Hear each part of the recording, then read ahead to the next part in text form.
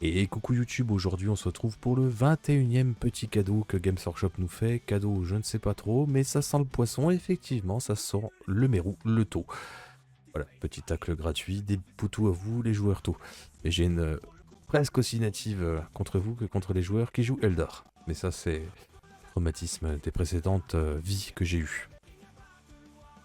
Petit détachement sur nos amis de l'Empire Tau qui s'annonce très fluff, très fun. Compétitif en soi, mais ça on verra ça. Et demain, on aura accès au Black Templar. Donc comme j'avais pré-shot sur le Discord, n'hésitez pas d'ailleurs à le rejoindre. Pour moi, demain, Black Templar. Ensuite, on aura les World Eaters. Et je pense pour 24e petit détachement, on aura bien évidemment le Père Noël, alias le Gun Grimard sur son traîneau. Enfin, ce serait fluff. Bref. Notre petit détachement tôt s'appelle le cadre auxiliaire. La règle de détachement s'appelle structure de commandement intégrée. Alors, pour le coup, les taux avaient quand même d'assez bons détachements, enfin d'assez bons. Des détachements qui étaient assez complémentaires, qui jouaient sur pas mal de choses. Là, on va retomber sur un détachement où on va pouvoir jouer sur la, comment dire, pas la fusion, mais sur la synergie de plusieurs unités. C'est-à-dire que les unités Krutz et Frelon Vespide de l'armée gagnent l'aptitude suivante, c'est-à-dire ça s'appelle ciblage par triangulation. Tant qu'une unité ennemie est à 9 pouces et visible de cette unité, donc ça ne marche pas à travers les murs, chaque fois qu'une attaque de tir faite par une figurine de l'Empire Tau ami, sauf les Kroots, sauf les Frelons Vespide et les Titanesques, donc au revoir tout ce qui est Forge World, hein. Une règle de détachement sur 5 tours, c'est déjà un globe, et effectivement, t'as raison Elki. Tant qu'une des unités de l'Empire Tau, sauf celle que je viens de citer, cible cette unité ennemie à 9 pouces et visible d'une de nos unités Kroots ou Vespide, on améliore de 1 l'APA de nos armes. Déjà, rien que ça, c'est une bonne synergie. Est-ce qu'on aura suffisamment d'unités Kroots et Vespide? Ça va être dépendamment de notre construction d'armée. Mais c'est un bon buff. Sachant qu'on peut avoir, vous allez voir, et vous pouvez peut-être le voir là sur le côté, on a des unités qui peuvent FEP. Alors moi je pense surtout au Rapid Ingress, puisque du coup, vu qu'on FEP à plus de 9 pouces, on ne sera pas à 9 pouces et visible. Voilà, bref. Mais vous allez voir qu'il y a pas plein de petits mécanismes sympas pour justement projeter des unités Kroots en éclaireur ou des unités Vespide qui du coup vont permettre de faire cette fameuse triangulation. Je vous rappelle qu'à une certaine époque qui date de quasiment plus de 20 ans, on imaginait, on avait la règle de tir croisé qui faisait que si on tirait avec 2 unités, on avait des bonus, enfin bref. Là, je retrouve un petit peu cette idée-là, et c'est sympa. La deuxième partie est tout aussi bonne, parce que justement, les Kroots, etc., étant pas non plus des machines de guerre d'endurance et de tankiness, on va avoir un petit bonus pour eux. Enfin, vous allez comprendre. Les unités de l'Empire Tau, unités de Kroots et Frelons Vespide exclues de votre armée, ont l'aptitude suivante. Projecteur furtif localisé. Tant qu'une unité de Kroots ou de Frelons Vespide ami est entièrement à 6 pouces et visible de cette unité, la dite unité de Kroots ou de Frelons Vespide ne peut pas être ciblée à plus de 18 pouces. C'est-à-dire que typiquement, ils vont servir de bouclier. Et nos unités, genre les Riptides, les Stormsurge éventuellement, en fait tout sauf les Kroots et les Vespide, vont filer un lone opératif 18 pouces au bot entièrement à 6 pouces. Alors oui, là c'est du Woolly Woozin. Bon, c'est pas si gênant que ça. Parce que par exemple, unité de 3 va permettre... unité de 3, c'est comment? C'est pas les Kroots... c'est pas ceux-là. C'est lesquels? Les Krootox? Ouais, les gros. Unité de 3 va pouvoir facilement rentrer entièrement à 6 pouces.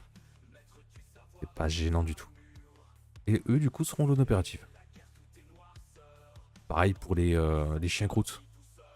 Voilà, puis après, il suffira juste de les envoyer pour finir à moins de 9 pouces, bénéficier des bonus, etc. Ça, c'est cool. C'est franchement super sympa. Parce qu'on protège pas, on rend pas l'on opératif des unités qui sont pétées, enfin pétées. Je parle par rapport à des Kroots, hein, donc c'est-à-dire à peu près tous leurs métaux. C'est une très très bonne règle de détachement. Donc des Kroots littéralement autour des taux pour empêcher les charges. C'est ça.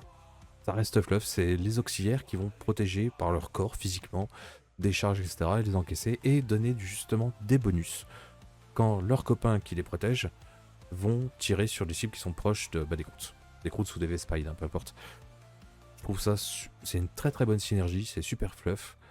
C'est pas bourrin non plus, parce que je vous rappelle que le taux Manque de fiabilisateur. Ah, on me dit dans l'oreille qu'il y a des fiabilisateurs dans les stratagèmes. Oups.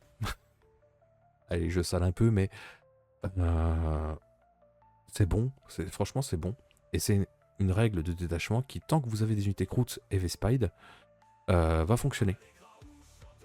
C'est pas comme dire, bah voilà, je joue en Monka ou en Koyon, bah, sur les rounds 1, 2, 3, 4, 5, dépendamment de ce que vous avez choisi, je vais pouvoir faire des trucs. Après, le reste, bah, je suis bof moins, quoi. J'exagère quand je dis bof moins, mais vous comprenez le truc. C'est cool, ça c'est cool. Ou dans la règle d'armée et certaines datasheets pour la fiabilité. Oui, non, mais c'est ça. Donc là, que c'est cool parce que l'armée tôt, philosophiquement parlant, est constituée de beaucoup d'auxiliaires. Oh, bah tiens, comme le nom du détachement. Moi j'aime bien. Moi j'aime bien. Là pour l'instant de ce qu'on voit, je trouve ça que c'est bien. Ça apporte de la synergie, c'est l'interaction entre nos unités, ça c'est cool. Ça demandera peut-être de faire un peu de géométrie pour se dire ah mais attends, que si je suis à 6 pouces de là, donc du coup je vais bouger de temps, etc. Faire mes mouvements et tout. Mais ça demande, c'est pas juste bêter méchant, bon bah je suis en 2+, relance des as, t'es mort. Voilà. Ou alors, bon bah salut, je joue des Stormguard, j'en ai 10, bon bah je fais grenade gratos, et puis derrière je te fais 18 BM. Waouh, c'est super. Après voilà, je suis un peu méchant, mais je suis pas loin de la vérité sur ce genre de choses. Là, cette règle de détachement est assez cool. On va pas se le cacher. Ça apporte de la synergie, donc un nouveau type de gameplay. C'est ce qu'on demande à ce genre de règles gratuites. C'est un nouveau gameplay qui n'est pas nul, mais qui ne soit pas non plus pété, comme certains ont pu avoir. Salut les Nécrons, salut les Space Marines. Hein. Donc ok. Là moi je dis ok. La géométrie c'est notre maître mot déjà en taux, donc pas grave en soi. Oui voilà c'est ça. Parce que justement, grâce à je sais plus, enfin le nom de votre règle d'armée, Greater God, pardon, pour le bien suprême, vous êtes déjà obligé de faire un peu de symétrie. Donc là c'est juste rajouter en fait des bulles autour. C'est pas gênant. En parlant d'optimiser tout ce qui est géométrie, etc., on va passer justement aux optimisations. Nous avons le disciple du Koyon pour 15 points. Figurine de mentor Kroot seulement, à l'étape de déclaration des formations de bataille, vous pouvez choisir jusqu'à 3 unités de Carnivore Kroot ou d'Exo-Rôdeur Kroot. Donc les Exo-Rôdeurs, je crois que c'est les... lesquels ceux-là? C'est pas ceux qui sont montés? Je confonds peut-être. Ça, c'est les Farstalkers, non? Je vais regarder en anglais, je suis désolé parce que... Il est Farstalker, d'accord, donc ceux qui s'infiltrent. Ok. Et les Carnivore Kroots, donc c'est les Kroots classiques. Je dis pas de bêtises. Carnivore, oui, c'est les classiques. C'est la Kill Team, d'accord. De votre armée, les figurines de cette unité ont l'aptitude frappe en profondeur. C'est super sympa. Après, comme je disais, pas pour des choses offensives. Ça vaut que 15 points, donc pourquoi pas. Je l'aime bien parce que ça va donner une dimension stratégique. Ça va apporter des petits outils à un plan de jeu. Malheureusement, pas les Rampagers. De quoi? Pourquoi les Rampagers? Oui, non, les Rampagers, oui, non. Non. Ouais. Pas déconner non plus, hein, quand même. Oui, non, je confonds. Qu'est-ce que je disais? Oui, ça va donner un outil pour un plan de jeu. En disant, voilà, je veux dire n'importe quoi, mais T2, je vais potentiellement avoir besoin d'unités dans le camp adverse, ou du moins près du camp adverse, pour justement pouvoir FEP en synergie. Le monde est pas prêt pour les Rampagers en FEP. Si, mais balancé depuis un... Merde, c'est quoi celui qui a été nerf? Depuis un Tiger Shark. Le Tiger Shark qui survole le champ de bataille puis qui lâche des Rampagers comme ça. Voilà, on balance des Hulk par la trappe du vaisseau. Je l'aime bien. Pour 15 points, ça donne vraiment un outil stratégique. Sachant que de toute manière, on risque d'avoir pas mal d'unités de Carnivore Kroots, de tout ce qui est Kroots en fait, Kroots Vespide, etc. Donc c'est un bon outil. Après, ça va dépendre de votre gameplay général, enfin de votre plan de jeu plutôt que de votre gameplay. Mais c'est un bon outil qui est correct. Est-ce que ce sera utile? Je ne sais pas, parce que dans ce cas-là, il faut quand même jouer un mentor Kroot. C'est... voilà. À voir, mais pour 15 points, je pense que c'est correct. Ensuite, nous avons Chef Admiré, figurine de l'Empire Tau, figurine Krutz exclue. Ça va être peut-être sur un éthéré, sur un commandeur en armure. Voilà. À votre phase de commandement, vous pouvez choisir unité de Krutz ou de Frelon Webside à 12 pouces du porteur. En ce cas, jusqu'au début de votre prochaine phase de commandement, on améliore de 1 la caractéristique de commandement des figurines. C'est pas mal parce que de mémoire, ils ont pas un commandement de Kefu, ouais, commandement de 7. Donc, commandement de 8 pour les chiens. Les Forstalkers, commandement 7. Les carnivores 7. Non, ça c'est une reptile. Badger 7. Vespide 7. Les Chappers 7. Trail Chapper 7 plus. 7 plus. Ouais, c'est du commandement de 7. Donc ça fait un commandement de 6. C'est pas dégueulasse du tout. Et surtout, s'ils ne sont pas Battle Shock, on leur ajoute 1 à l'objectif contrôle. Donc c'est lesquels qui avaient déjà 2 de base. Les Croûtes carnivores qui avaient objectif 2 passent à OC3. Ça c'est bon. Carnivore comprend déjà pour l'OC et le sticky, mais bon pour utiliser les derniers points. Oui voilà, c'est pas ça qui va carry en disant faut absolument que je la joue parce que c'est pété. Non, c'est un... Ça peut, comme dit, si effectivement on se dit va falloir que je joue des croûtes pour aller faire du... Alors pas du trade sur les objectifs, mais venir faire du contest, ça peut être pas mal. Et comme dit, ça peut être pas mal. Vraiment juste dans le coup pour envoyer 10 croûtes à OC3 chacun pour venir et se poser sur l'objectif. Ou charger un truc qui est pas trop chiant. Genre il y a un rhino qui est posé sur le bjo, bon je t'envoie mes 10 croûtes. Et comme ça, même si d'aventure je viens péter le transport et que tu débarques avec 10 dossiers ou même 20 dossiers, ben nous on est 10, on est dessus et on est à 30. C'est un bon outil pour ça. Après, je pense qu'il y en a d'autres qui seront meilleurs. Et on va aller voir, c'est les 2 dernières. Pour moi, elles sont meilleures que celles-ci. Donc, je la mettrai peut-être en 4ème position.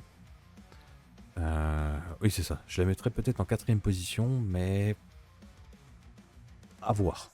C'est une place honorable. Là, pour le coup, c'est pas la place de la honte, comme on a pu voir dans certains autres reviews de détachement. C'est mention honorable, voilà. Ensuite, on aurait la dispute du cognon. On va attaquer la 3ème. J'appelle ça relique, mais c'est optimisation. Converti fanatique. Figurine croûte seulement, unité du porteur à l'aptitude pour le bien suprême. Et c'est là où je parlais tout à l'heure, en preview de la vidéo, le leader croûte, pas croupe. Ah, il est où? C'est pas celui-là. Non, le Lone Spear. Vu qu'il est lone opérative. Voilà.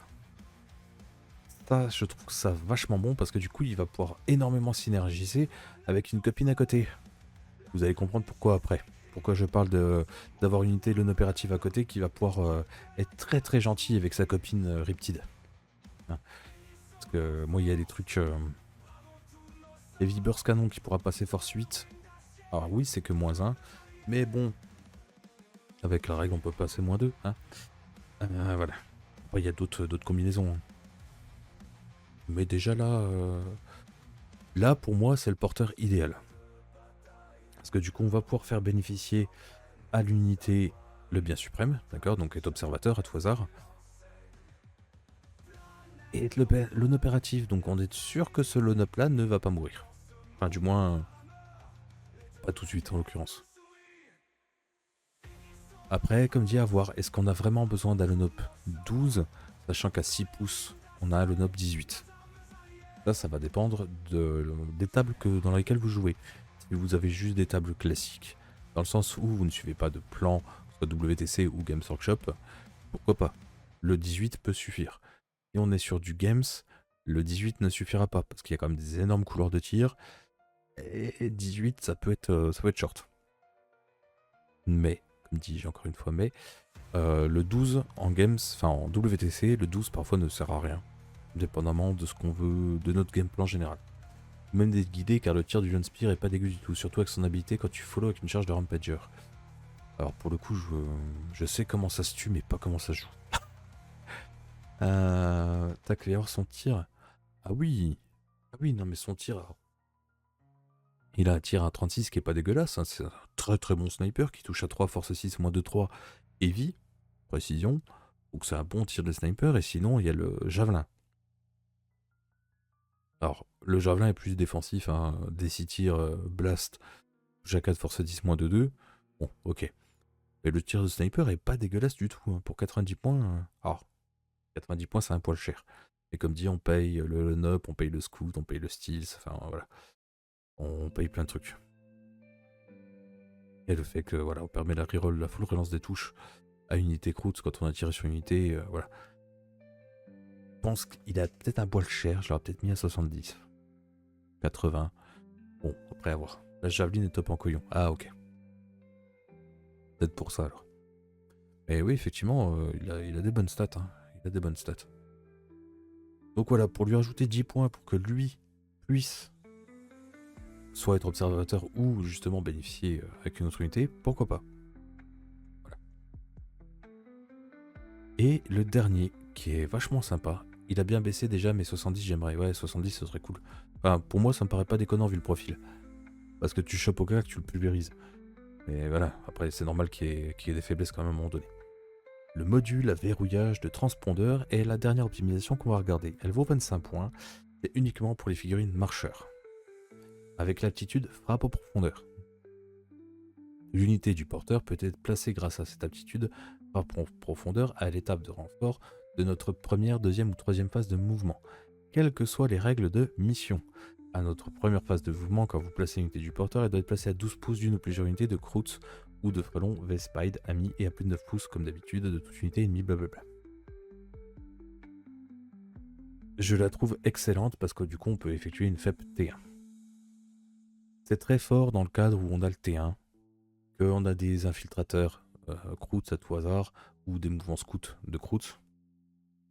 C'est très très fort. Je la mettrais en 3ème position, voire peut-être 2ème position pour moi. À voir, comme dit, encore une fois, ça dépend du gameplay qu'on veut. Parce que si on est plus sur un gameplay d'envoyer des vagues et des vagues, la discipline du Coyon qui permet d'envoyer 3 unités Krauts ou Krauts, carnivore ou extrodeur, en FEP, ce sera peut-être meilleur. Mais de base comme ça, alors oui c'est 25 points, c'est pas donné. C'est dommage que Bijan ne soit plus là, j'aurais bien voulu savoir le...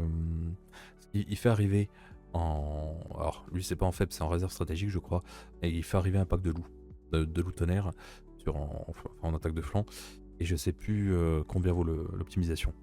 25 points pour ça, je pense que c'est un peu cher. Un peu cher, pas parce que on peut arriver T1, T2, T3, voilà, mais parce qu'on a une restriction qui nous oblige à arriver à 12 pouces d'unité Krauts ou Vespite. Ça m'étonnerait qu'on envoie des frelons comme ça juste à la mort, juste pour le LOLs entre guillemets. On va plutôt envoyer des Krauts. Donc soit du scout, soit un infiltrateur, ok. Mais on est obligé d'arriver à 12 pouces. Au moins, enfin un petit morceau à 12 pouces de... Ouais. Il y a plus de 9 pouces, blablabla, ça comme d'hab. Donc 25 points pour ça. Ça nous rajoute le entre guillemets. Eh bien entre guillemets, puisque de manière on va en jouer dans ce détachement là, le prix de Krauts pour être efficient. Donc ça me gêne un peu. Mais là, je parle vraiment de stats purs. Ces Krauts là vont quand même permettre d'avoir la ciblage par triangulation, etc., etc. Donc, dépendamment de votre game plan, ça peut être une bonne solution. Si vous voulez agresser très vite, très fort, celui-là est très bon. Si vous préférez plutôt envoyer des vagues successives, vous allez, elle sera peu intéressante. Vous allez plutôt prendre la disciple du Coyon. Pour pouvoir justement envoyer en FEP des carnivores, etc. C'est... Bah, j'aime bien, ça va permettre un choix. C'est pas des reliques qui sont auto-includes en disant bah ça je suis obligé de le prendre. Bon, il y en a une qui que pour 10 points, bon voilà. Le reste, c'est dépendamment du game plan, j'aime bien. Franchement, j'aime bien. Pour la fraîcheur que ça apporte, au moins. Ce module demande beaucoup de mise en place, je trouve quand même si t'as le premier tour, ça peut être... Mais si t'as le premier tour, ça peut être très intéressant. Oui, mais même si tu joues en second. Si tu joues en second, alors, encore une fois, dépendamment de comment tu as construit ta liste, mais si tu te dis, ouais, je sais que potentiellement je joue en second, il y a environ 50%, parce que soit tu commences pas. Voilà. Je vais pouvoir FEP en premier. L'avantage, Ça, il faudrait vérifier parce que là, je m'avance peut-être un peu. Mais moi qui adore agresser T1 avec des piranhas, j'aime beaucoup. Oui. Bah là, du coup, tu auras des piranhas et peut-être une unité de croûte sans infiltration ou quoi que ce soit. Voilà. Moi, dans l'idée. Ça dit pas qu'on peut pas rêver en rapid ingress. Est-ce que le rapid ingress, on peut l'utiliser T1? Je ne crois pas. Et du coup, comment on réglerait le souci?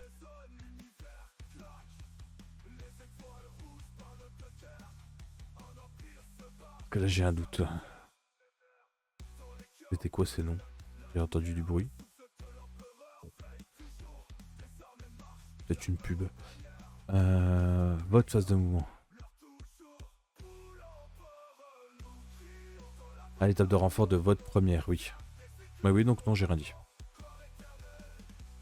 À votre première phase de mouvement. Oui, donc oui, non, ça règle la question. Effectivement. Bon, ça aurait été trop beau. Du coup, voilà. C'est prendre un pari. Après, même T1, si tu joues en second, pourquoi pas. Mais ça va demander, du coup, voilà. Ça va être un peu plus chiant. Parce que, faut se dire, il va falloir anticiper le fait qu'on commence pas. Ah bah merde, attends, du coup, il me faut plusieurs choses. Si rapid ingress possible, j'aurais pas de reproche perso. Ouais, non, je comprends. Je comprends du coup la réflexion. Et du coup, ouais, si tu es joueur 2, il y a de fortes chances que l'adversaire sache. Bah, de manière t'es obligé. C'est pas que. Il y a de fortes chances, c'est qu'il va savoir que tu vas pouvoir faire T1, donc il va chercher à cibler oh, les croûtes. Donc effectivement, ouais. Après, à voir qu'est-ce qu'on pourrait. Ça scout de 7. Il y a quand même pas mal de scouts d'infiltrateurs. Hein.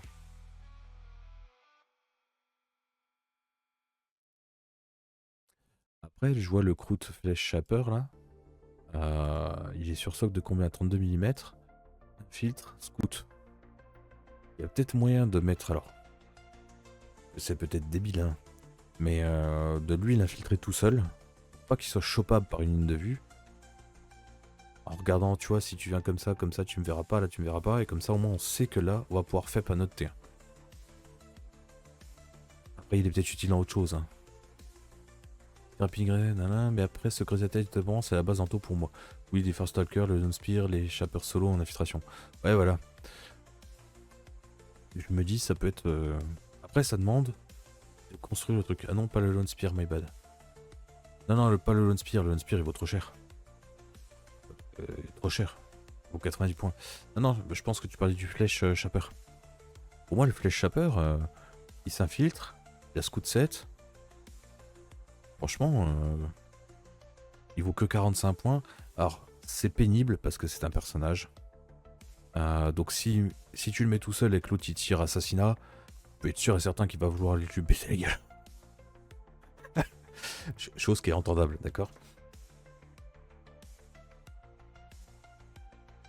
Mais je pense que ouais, en faisant de la triangulation et en faisant pas mal de géométrie, il y a moyen de dire ok, j'ai pas le T1, pas de souci. Par contre, si tu veux le choper lui, il va falloir que tu viennes choper soit au corps à corps, soit en venant à un endroit où tu n'as pas spécialement envie d'y aller. Et je vais te péter la tronche. Voilà. Et après, comme dit, au pire des cas, même si tu joues à un Lone Spear, d'accord?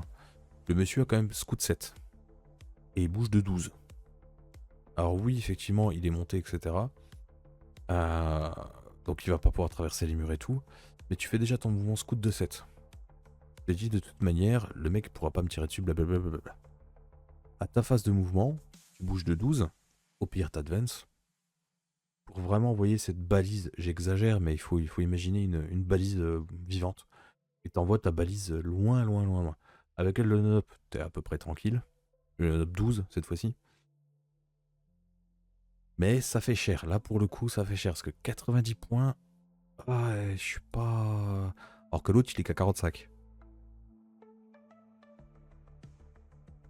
Et voilà, c'est à voir.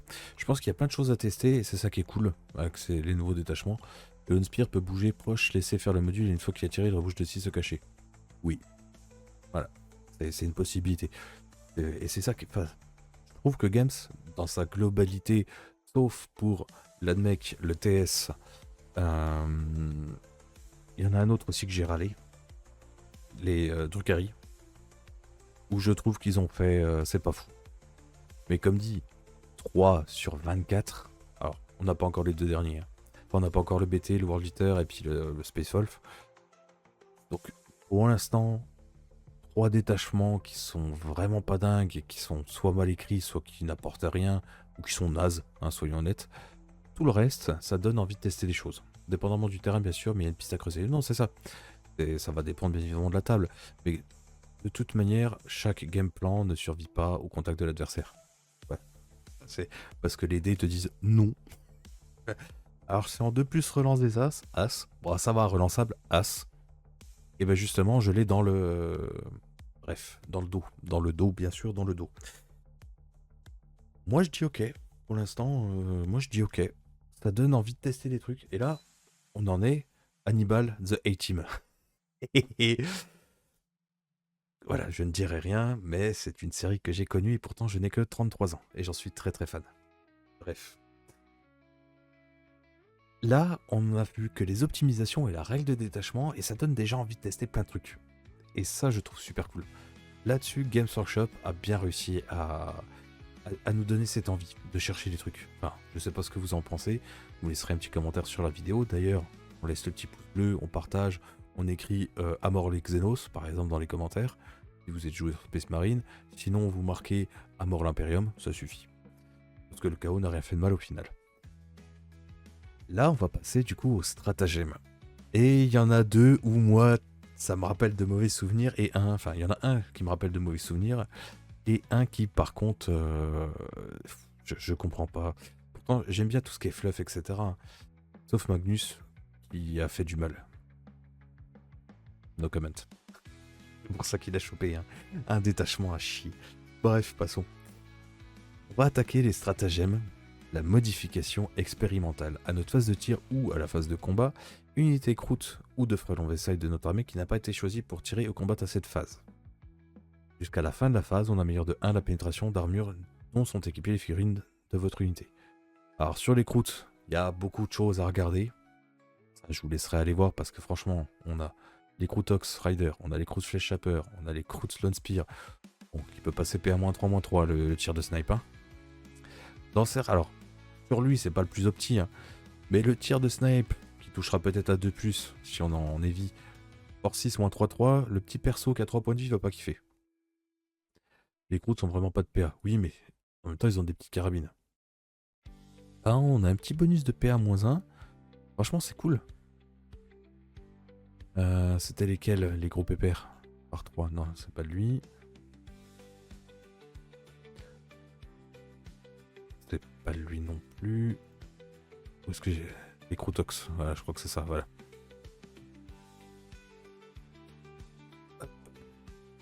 Parce que là, je regarde bien, oui. Et bien aussi à la phase de combat. Donc ce que j'ai vu vite fait, ça peut être pas mal. C'est-à-dire que nos Croûtox Rampagers, voilà, les Rampagers, ils ont chacun... Bon, on va prendre un pack de 3, hein, parce que pas besoin non plus de mettre des folies. On va faire 9 attaques qui vont toucher à 3. Force 4 avec lance, donc plus un bless. PA-2 dégâts. Je parle pas des BM, hein, bien sûr. Mais je trouve ça assez cool.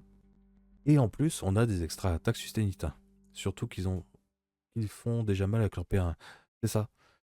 Et après, pour le pack de 3, 95 points, on a quand même 12 patates sustain 1 qui touche à 3, de force 6, moins de 2. Bon, après, c'est utile sur pas mal d'autres choses, hein, attention. Mais pour 95 points SCP, les Croûtox, et c'est des gorilles, hein. Ils vous mettent des gifles comme ça dans le visage. Ça, sympa. Parce que ça redonne de l'intérêt. C'est pas comme le détachement croûte. Alors, il y a un intérêt au joueur au détachement croûte, mais quand on joue dans le détachement croûte, c'est que du croûte. Voilà. Là, on a tout plein de... Et les Spice, ce stratagème les rend wow. C'est pour ça que je les ai regardés pour la fin. C'est pour ça que je les ai gardés pour la fin. Là, on va avoir des stratagèmes sur nos unités en Pyrto, sur les unités Cruz, sur les V-Spide, et il y a une synergie de l'ensemble. Je trouve ça super. Je trouve ça super. Et comme nous parlait Alki sur le chat du Twitch, on va regarder les V-Spide. Et bah c'est simple, hein. Le Neuron Blaster passe P1-3. Voilà. Hein. Voilà. Juste ça. Le neutron Ray Drive passe P1-5, mais ça à la limite c'est anecdotique. À la limite. Hein. C'est surtout les neutrons laser qui passent P1-3. Et ouais. Et moi ça me rappelle mes vieux souvenirs où je débutais il y a à peu près 23 ans, où je jouais Space Marine Blue Angel, et bah, quand on voyait les V-Speed, bah, ça faisait rigoler zéro. Effectivement, c'était Force 5. Il touchait à 3+, à l'époque de mémoire. À l'époque, il touchait à 3+, les neutrons anti-SM déjà qui sont boostés. C'est ça, et ben à l'époque, moi c'était de la PA3. Alors, le système de PA était un petit peu différent, c'est-à-dire que quand vous aviez une PA, donc comme aujourd'hui, par exemple de 3, vous n'enleviez pas -3 à la sauvegarde adverse. C'est-à-dire que toutes les sauvegardes qui avaient une valeur de 3 ou inférieure étaient annulées. Donc c'est-à-dire vous étiez PA3, donc 3+, 4+, 5+, 6+, vous les tuiez. Que vous soyez à couvert ou pas. Le couvert nous permettait juste d'avoir une 6+ 1 vue de mémoire, ou 5+ 1 vue, je sais plus. Ça remonte à 23 ans. Hein. Et ben les neutron blaster, je suis désolé, mais ils faisaient des trous. Les joueurs tôt jouaient en général 2 packs de 5 ou 3 packs de 5 dépendamment. Et bah, ils popaient, ils tiraient, boum, ils arrachaient la gueule. Aux joueurs Space Marine. C'était l'anti-marines de base. Et c'était très fort. C'était très fort. Et là, avec ce stratagème là, le pack de 10 va faire 20 tirs. Avec le Rainier Cover, la PA-3 va faire des trous. Oui, une fois par partie, tu claques le Rainier Cover et... Ah. Mais pas la peine de mettre... comment le tout flammeur, parce qu'on s'en fout, j'ai envie de dire. On les laisse les 10 à poil. On peut prendre à la limite un neutron Grenade Launcher. Mais comme dit, je préfère les 2 tirs Force 5. Hein. Non, mais je veux dire, si vraiment on veut optimiser, comme dit, après chacun... Un pack de 10, ça prend quand même de la place, c'est du stock de 28 mm. De mémoire, il y a quand même les ailes des V-Speed. C'est pas le mieux.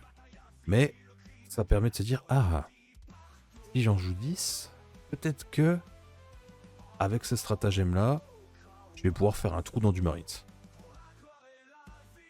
Dans 10 garde à tout hasard. À tout hasard. Et si elles sont... est-ce qu'elles bénéficient du guidage elles... Non, je crois pas. Non, elles ne bénéficient pas du guidage. Ça aurait été peut-être un peu trop fort. C'est dommage. Après, ça aurait été du 3+, machin, force 5, -3, linear cover. Ouais, on aurait peut-être exagéré un peu. Mais même par 5, ça fait qu'on va faire en moyenne 4 morts chez du Marines. Pour 65 points. On va faire 10 tirs, donc 5 touches. On va faire 3,75 blesses, un truc comme ça, à vue d'œil. Ben, c'est bon, je trouve que c'est vachement bon. Donc là, déjà, sur le premier stratagème, c'est ultra cool. Ensuite, le deuxième stratagème, scan multisensoriel. À notre phase de tir ou à la phase de combat, unité de l'Empire Tau de votre armée qui n'a pas été choisie pour tirer ou combattre, ça on commence à avoir l'habitude. Jusqu'à la fin de la phase, à chaque attaque d'une figurine de votre unité, vous relancez le jet de blessure de 1. D'accord? Pour les Riptides, pour les Crisis, pour les Hammerhead, pour les Skyray, pour bref, voilà. Si cette unité croûte ou de frelon les Spide, on fait la full relance des blesses. Le pack de 10, hein, tout ça. Voilà. Même sur des intercesseurs lourds d'assaut, hein. Ouais, tu me blesses qu'à 5, ouais, je suis en full relance des blesses. Ouais, guidé ce serait top sur les V-Spide, mais on va pas exagérer. Là, je trouve la reroll des As super forte. Parce qu'il y a le petit bonus qui est fluff en plus, que si c'est, et pas dégénéré pour le coup, que si c'est l'unité croûte ou frelon V-Spide à côté, on a une full relance des blessures. Enfin, qui est ciblée par le stratagème. Hein. Et ça pour fiabiliser des mêlées de croûte par exemple. Oui, comme tout à l'heure on parlait des rampagers. Ils sont où? Ceux-là, hein, ceux qui peuvent être force 6 -2-2. Hein. Désolé, moi j'adore cette fille. Un PC. Mais je suis content qu'Anto, vous ne puissiez pas générer des points de commandement. Hein, comme ça, à volonté, sur un 3+, par exemple, avec un intérêt. Oh, wait.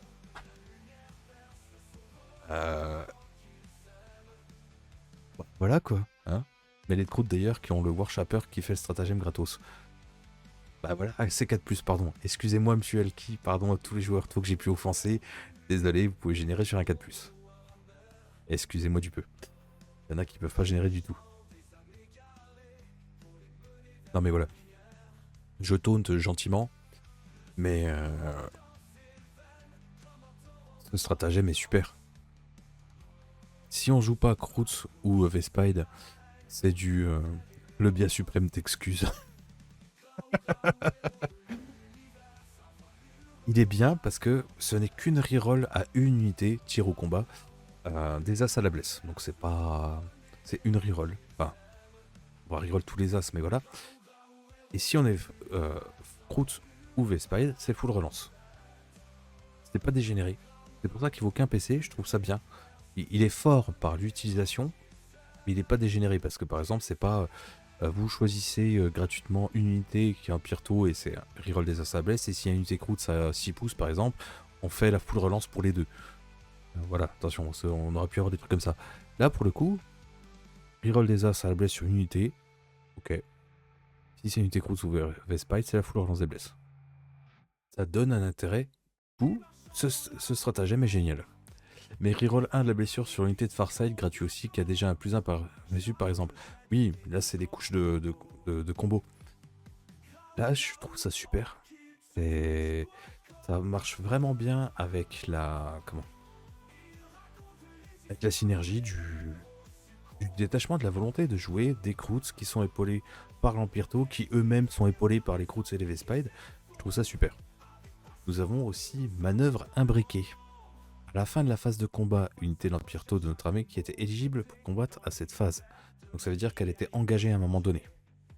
Donc soit on a tué l'adversaire, soit l'adversaire est mort par X ou Y raison, ou a pu désengager notre tour. On est dans l'armée tôt, dans leur lore clairement. Ah oui, c'est pour ça que je trouve ça super. Enfin, pour l'instant, de ce qu'on a vu, d'accord. C'est super, enfin, je trouve ça super. Si votre unité n'est pas à portée d'engagement d'aucune unité ennemie, elle peut faire un mouvement normal de jusqu'à 6 pouces.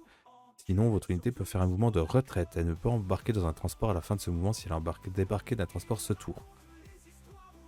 Il est super bien écrit ce stratagème. Parce que c'est pas genre, je débarque avec mes fameux breachers, qui envoient une race de tir, je charge un truc, un véhicule à la con où je sais que je ne le tuerai pas, et boum, je fais mon mouvement de retraite et je rentre dans mon véhicule. Parce que ça aurait été capable. Ça on nous dit, non, non, non, non, non, tu ne pourras pas rembarquer dans ton transport. Donc c'est pas déconnant.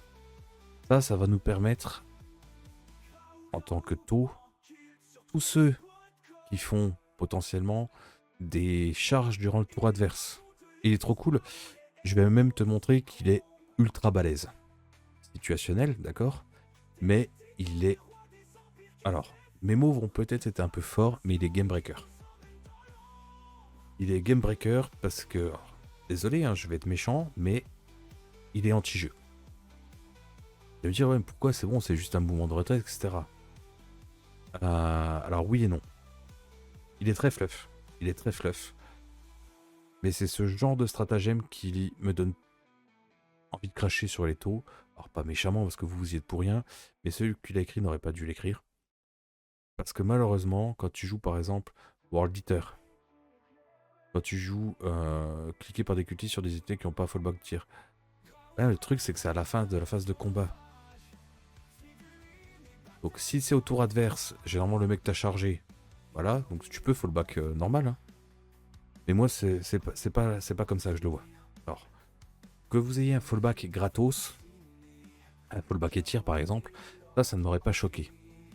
Ce stratagème comme il est écrit là, c'est-à-dire que c'est à ta phase, enfin, pendant ta phase de combat à toi, que là c'est à la phase de combat donc c'est n'importe laquelle, tu vas tirer par exemple sur des berserkers de cornes, ou sur des boys en bully je crois.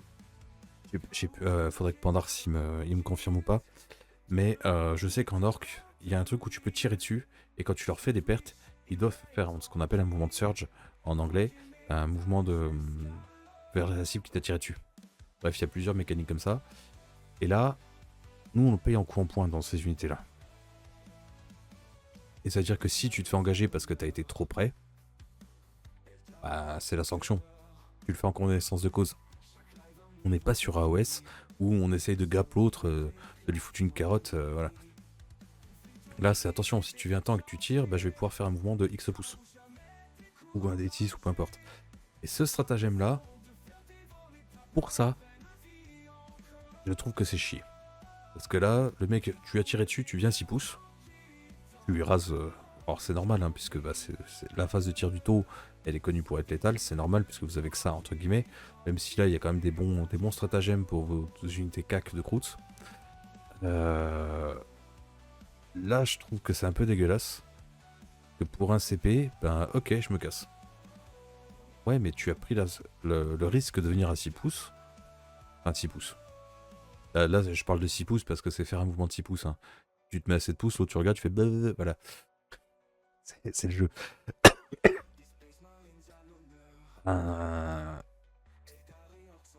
Cette utilisation-là, je la trouve trop chiante. Parce que c'est pas cool. Mais, si ça avait été remplacé par un... Vous pouvez désengager une ou deux unités, enfin peu importe. Hein. Fallback, tir sans malus, j'aurais pas eu de soucis. Là, ça m'embête. Dans le sens où c'est à la fin de la phase de combat. Si c'était à la fin de la phase de combat adverse uniquement, le stratagème comme ça, je dis ok. Sans problème. Le problème, c'est que c'est à la fin de la phase de combat. Et ça, pour ne pas être puni pour éviter un surge, bah, j'attends que ça change en anglais, ça, je le trouve dégueulasse. Ça, ce stratagème, il me fait grincer des dents. Parce que les mouvements de surge, on les paye soit en... Alors, pas qu'en stratagème. Je crois qu'en stratagème, il n'y en a pas. Ah, il me semble qu'en stratagème, il n'y en a pas. Tu peux fallback sur un objectif ou plein de choses. Alors oui, ça, je suis d'accord. Ça me dérange pas. Mais comme dit, j'aurais préféré que ce soit à la fin de la phase de combat adverse. Là, dans l'état, celui-là, même si situationnel, attention, je le trouve game breaker. Parce que vous soyez pas loqué par des cultistes ou tu sais, genre la figurine qui vient t'engager parce qu'elle a fait un mouvement de piline de 6 au lieu des 3 pouces, blablabla, etc. Là, je suis d'accord. Ça ne me gêne absolument pas. Ça montre que même si vous êtes une grosse gunline, il y a quand même maintenant, et heureusement, votre phase de mouvement qui compte. Et du coup, là, c'est un mouvement, donc ça ne me gêne pas. Mais que ce soit à la fin de la phase de combat de général, ça m'emmerde. Parce que ça veut dire que les interventions héroïques, ouais, je m'en fous, je peux me casser. Et en plus, du coup, tu t'es avancé et je t'éclate la tronche. Et les mouvements de surge, je les mets dans le vent. Et en plus, tu vas te faire voir. Et ça m'embête un peu. Mais bon, comme dit, après le tour à l'adversaire, ce sera potentiellement au tour adverse, il va venir, etc. Si ça avait été que sur la phase de combat adverse, j'aurais dit il est super bon, il est trop cool. Mais là, pour moi, il est situationnel, mais game breaker dans ces situations-là. Dans les situations du surge, hein, attention.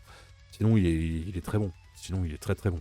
Et il n'est pas dégénéré parce que on peut pas débarquer du transport, tirer, potentiellement charger une connerie, et ensuite rebouger dans son transport. Là, par contre, que comme tu le disais, faut survivre à la phase de combat. Oui et non. Parce que parfois, tu es un petit peu loin, donc tu vas juste venir charger, et on a vu qu'il y a pas mal de stratagèmes où maintenant, ou de reliques, qui font que tu peux faire un mouvement d'engagement, de consolidation, pardon, de 6 pouces. Ou d'engagement, ou parfois même les deux. Donc tu viens gratter justement pour essayer de choper à portée d'engagement plusieurs unités. Là, ça me gêne pas que vous ayez ça comme moyen pour justement dire, bah écoute, oui, t'as une figurine qui est venue me taper dessus un petit peu à la phase de consolidation, enfin taper, soit elle a pas tapé, mais t'es venu consolider chez moi, oui, je vais te faire mes 3-4 attaques qui vont rien faire, ça c'est sûr, enfin c'est sûr. Pour être surpris. Et il me gêne que tu foutes le surge en l'air, quoi. Parce que quand c'est pris en compte dans le coup en point d'unité, lui dire non, je te l'ignore, automatiquement, ça me fait grincer les dents. Mais bon, Ça encore, c'est autre chose. Si par contre le mec t'a chargé et te pète la tronche, oui, non, là tu peux te barrer, moi ça me choque pas. Mais comme dit, si t'as chargé, c'est que c'est la phase de combat adverse. Donc pouvoir se barrer une fois qu'il a tapé et tout, c'est pas choquant. Mais ça marche aussi à ta phase de combat. Et ça, c'est un peu plus gênant. Mais bon. Parce qu'il faut être LG pour combattre à cette phase. Donc il faut soit ça te fait engager donc une charge, soit qu'il y ait un mouvement de consolidation, ou que toi t'es chargé. Charger un rhino, tu crains pas grand chose. Par contre, ça va permettre... Alors, attention, pas à charger tout et n'importe quoi quand même, mais par exemple, à tes fameux breachers qu'on discutait tout à l'heure, tu débarques, tu tires,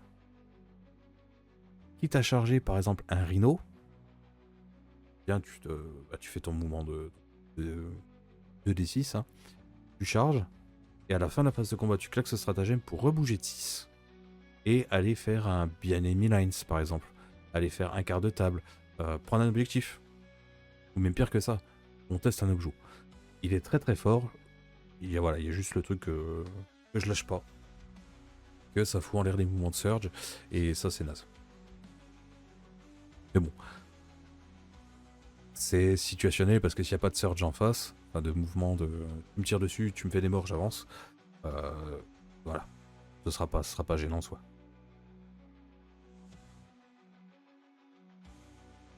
Balise phéromonale. Là, celui-là, je l'aime bien. Je l'aime très très bien, surtout dans l'optique de faire une énorme agression T1 comme on discutait tout à l'heure.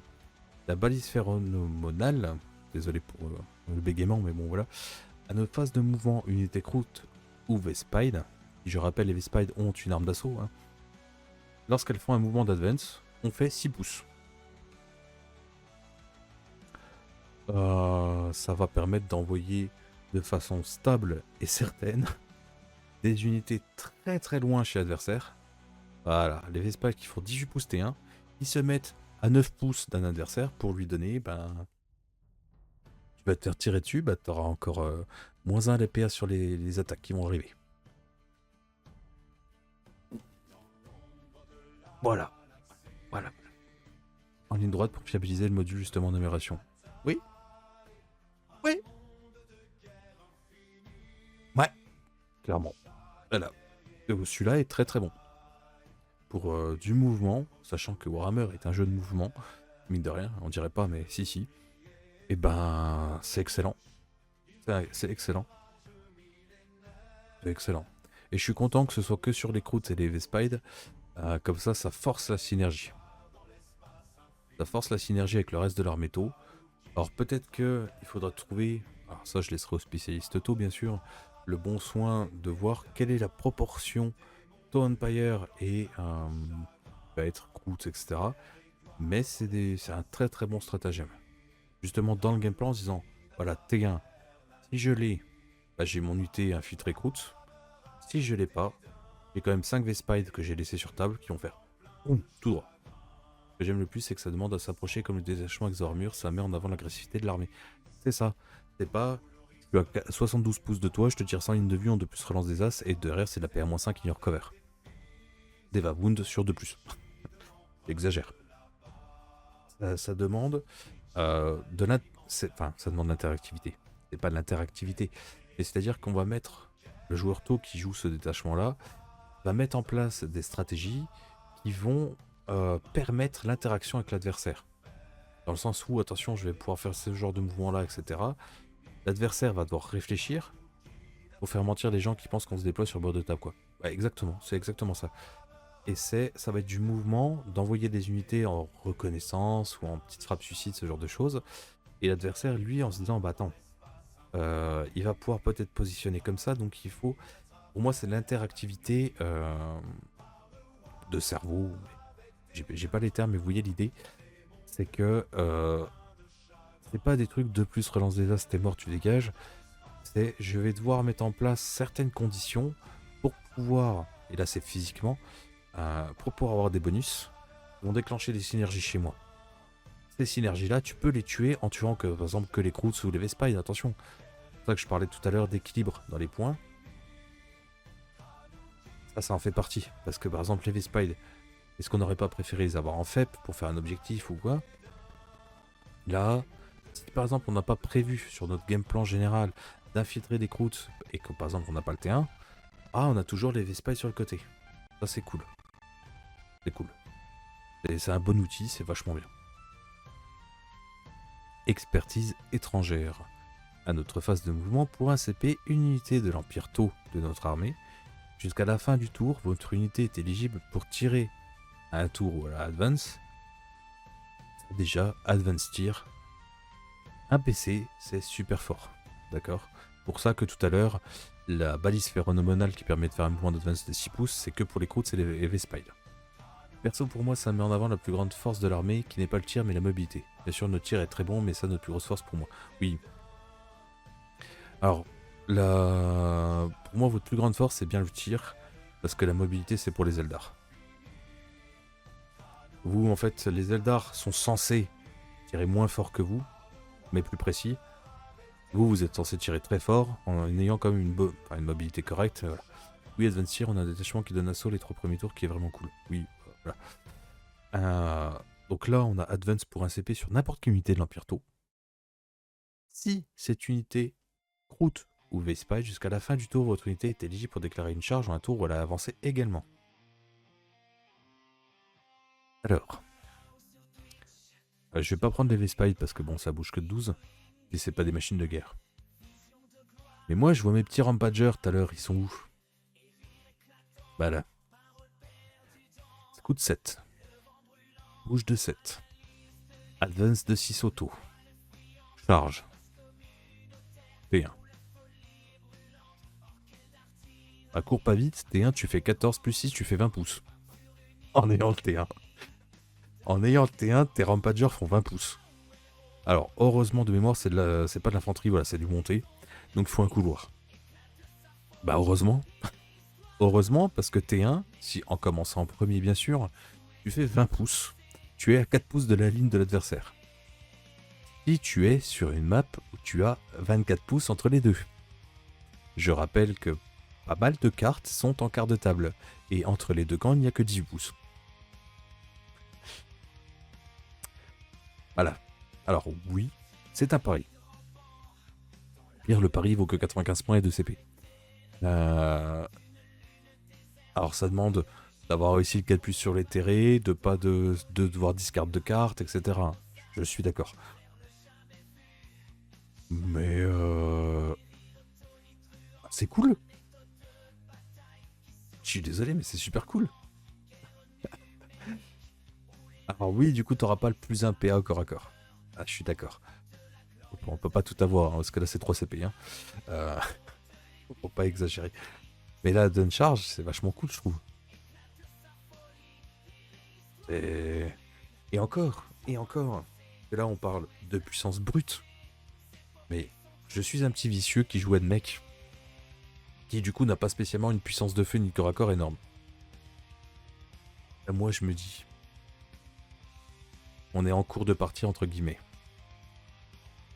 Et je veux te pourrir la vie en t'empêchant de mettre des points de... Comment? Des points de... Mince, je vais y arriver. Des points de primaire. Je vois que j'ai les frelons ou des croûtes, enfin peu importe. Et je vais les faire advance charge de très très loin. Je vais venir essayer de t'engager un véhicule à la con, etc. Et ensuite, je vais utiliser la manœuvre imbriquée pour refaire 6 pouces pour me poser sur ton objet. Et c'est là où peut-être, je dis bien peut-être, le fait d'avoir des unités avec le chef admiré, avec des unités de croûte à OC3,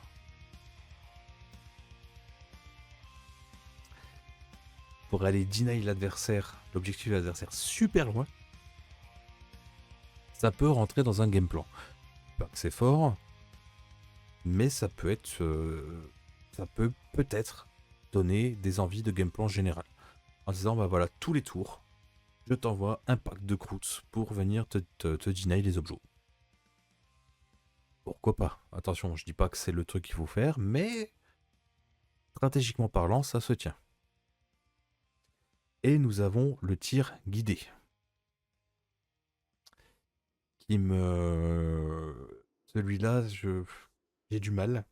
Non pas parce qu'il vaut cher ni quoi que ce soit, c'est juste que je comprends pas. Je comprends pas. La pépite finale. Bah, en fait, c'est pas logique. On appelle ça tir guidé, d'accord?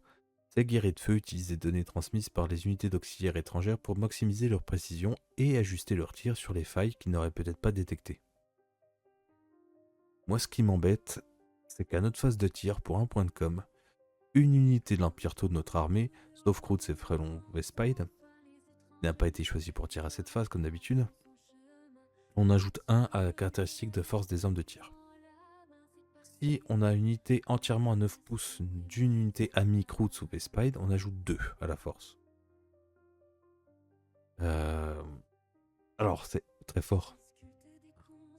C'est très très fort, ça synergise parce que même si au pire on n'a plus d'unité Krutz, on a quand même un bonus. Donc c'est pas genre bah j'ai plus d'unité, bah je peux pas gagner mes fameux paris, donc je les drôle. Petite cartouche sur la vidéo des Drukhari, n'hésitez pas à aller la regarder pour comprendre pourquoi je dis ce genre de choses. Là, ça m'emmerde. Ça s'appelle tir guidé.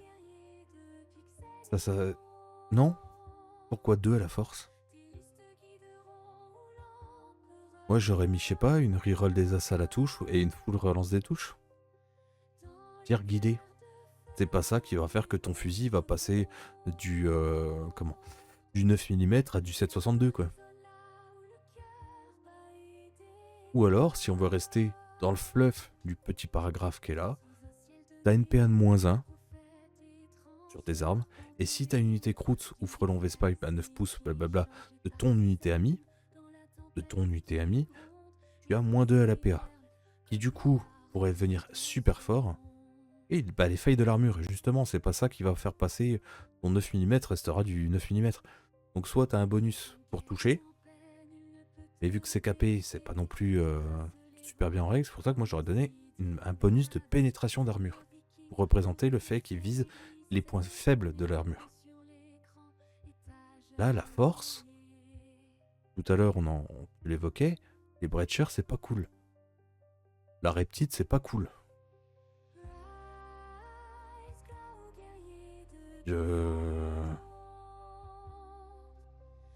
J'ai du mal. Et du coup, pour ceux qui vont regarder la vidéo, on va parler... Sont les Breachers, les là. C'est pour ça... J'ai du mal. Alors dans ce cas-là, on l'appelle pas tir guidé, et on met pas ce morceau de fluff là. C'est surcharge, je sais pas quoi, enfin voilà. En expliquant qu'en fait, il y en a un, il s'appelle Pikachu, puis il vient et surcharge les armes. Je grossis le trait fort exprès, mais voilà. Là, les pépères, ils vont rigoler zéro. Ah, vous me dites oui, c'est force 6, -1, c'est 10 pouces. Ouais, alors en fait, moi ce que je vois, c'est que ça peut passer force 8, PA-2.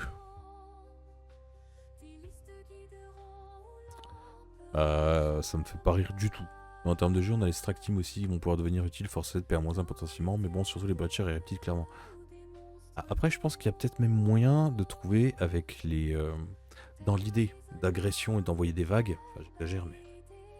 c'est lesquels? Non, c'est peut-être pas les Sunforge, je confonds toujours les noms à la con. Oui, non, les Sunforge, c'est pas ceux-là. Ceux qui sont full ratata. Burst Cannon, non, c'est peut-être pas... Si, c'est ça.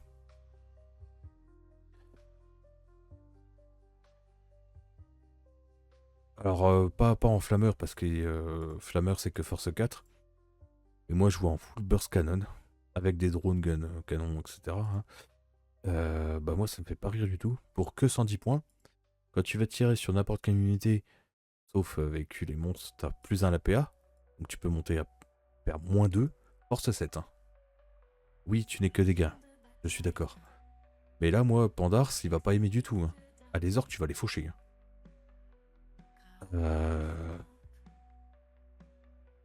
C'est absolument pas cool. Enfin, c'est pas cool. Ça donne un bonus de puissance de feu qui est pas cool. Bon là, le Heavy Rifle, on s'en fiche. Attends, parce que je viens de voir un truc que j'avais oublié, mais... Hmm, hmm. Ouais, ouais, ouais, ouais. Ouais, c'est bien ce que je pensais. C'est bien ce que je pensais. Alors ça, Force 6, PA-2, en vrai, je prends perso. Oui, attention, les lance-flammes aussi sont très très bons. Mais je pensais à du ratata de loin, tu vois. Pour dire, bah, j'ai une escouade qui est venue près de toi en faisant une advance à 6, par exemple. Oh, ça demande des CP, hein, attention. C'est limité par l'utilisation de nos CP, je dis pas. Et du coup, de la réussite de l'éthéré. Que là, va falloir générer beaucoup de CP. Qu'on a vraiment envie d'utiliser tous les stratagèmes, enfin de vraiment tout utiliser, c'est voilà. Et plasma rifle. Bah, force 10. Ah, pardon. Excusez-moi.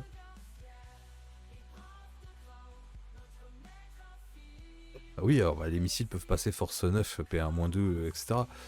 Mais moi je vois le plasma, force 10, P1-4, dégâts 3.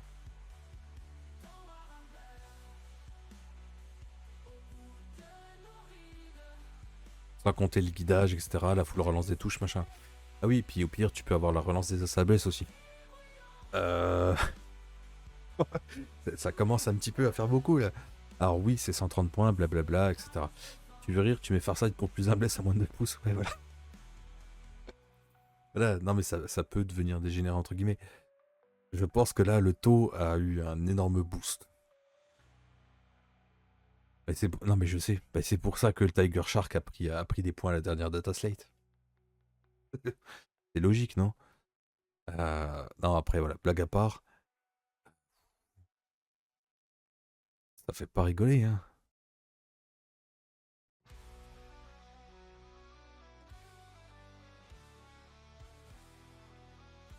Elle vaut combien la stamp du... Ah ouais, non, 400 points, ouais.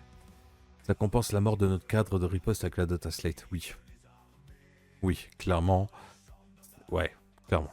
Je suis d'accord. Le fait de plus pouvoir faire pas 3, ça le compense largement. Je pense qu'on a eu un détachement là pour les taux qui est excellemment bon. Oui, je regardais des fois qu'on puisse sortir une storm surge, mais y a pas d'intérêt. Y a pas d'intérêt. Déconner quand même, hein, mais elle en profiterait tout aussi bien, mais voilà. Parce que la FEP à 6 à 2 CP, oui, mais voilà. La FEP à 6, non. Là, on s'en fout de FEP à 6. Faut juste qu'une de nos unités, Kroot ou Vespite, soit à 9 pouces. Euh, voilà. Et ouais, faut pas oublier qu'on peut être in your cover, etc., etc. Le taux va être... faudra regarder les prochains trucs. La reptile et la ghost kill vont être les grosses violences, je pense. Alors, peut-être pas la ghost kill. Peut-être pas la ghost kill, parce que c'est que des... D'accord. T'as compris ce que je veux dire? Non, c'est que des 3 tirs de mémoire. Après, oh, le cyclique Ion Racker. C'est vrai que moi, par réflexe, pourquoi des 3 tirs? Je sais pas pourquoi des 3 tirs. C'est dans ma tête. Ouais, j'ai besoin de prendre Business Air France pour aller prendre des vacances, je crois. Non, effectivement, non. Je sais pas pourquoi des 3 tirs. Me demande pas. C'est peut-être des Demise. Bon, aucune idée, bref. Alors, peut-être pas la version anti-char. C'est-à-dire avec les Twin Fusion Blaster, voilà. Par contre, le Lion Riker, Force 10, PA-3, Flat 3. Ouais, ce serait pas une coquine qu'on a là? Va pas faire rigoler, hein. 6 tirs potentiellement à 3+. Parce que guidé, blablabla, hein, voilà. Force 10, PA-3, dégâts 3. Et ça ouvre du véhicule, hein, je rappelle. Hein. Force 10, c'est les paliers pour faire sauter du véhicule. Hein. Que les véhicules en général ont 10 d'endu. Ah, après, attention, il y a des Lehman russes, etc. en du 11 et tout. Hein. Mais quand tu peux passer force 10 moins 3-3, sauf si tu tombes sur du Redemptor, etc. ou du moins 1 dégât, ben ça te suffit largement. Et oui, le fusion collider il est sympa. Sauf que ça a une portée que de 18. C'est que 2 tirs. Ok, c'est force 12, donc ça blessera à 3, mais voilà. Avec relance des as à la touche et blessure car guidé par des 6, bien sûr.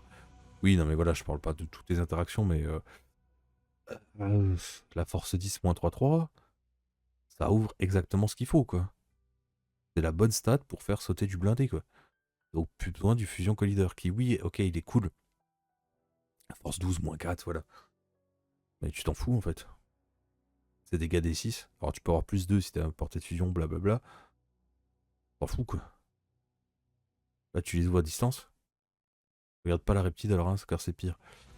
Non, la reptile, je l'ai regardé tout à l'heure, ça me choquait moins. Parce que c'est 12 tirs, mais je crois que c'est qu'il y a un de PA de moins. Ah non, oui, non, c'était flag 4. Alors c'était quoi? Non, voilà, c'était le même nombre de tirs. Voilà. C'est pour ça que j'ai pas gueulé. Parce que c'est que 6 tirs. C'est que 6. Ça me choque pas. Mais c'est que 6 tirs. Pour la Riptide, 190, la Ghost Kill, elle vaut le combien? Elle est où la coquine? Hop, 160.